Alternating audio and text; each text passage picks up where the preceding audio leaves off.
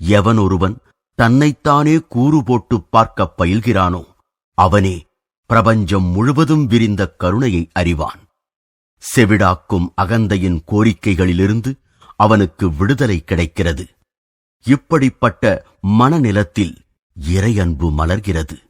அந்த உயிர் கடைசியில் தன்னை படைத்தவனை நோக்கி திரும்புகிறது. வேறு எதற்கும் இல்லாவிட்டாலும் ஏன் இறைவா ஏன் என்று வேதனையுடன் கதறுவதற்கு வேண்டியாவது அது அங்கனம் திரும்புகிறது. துன்பமெனும் இழிவான சவுக்கடியால் கடைசியில் மனிதன் முடிவற்ற முழுமுதற் கடவுளிடம் துரத்தப்படுகிறான். எல்லையின்றி நிறைந்திருக்கும் இறை அழகே அவனை கவர வேண்டும்.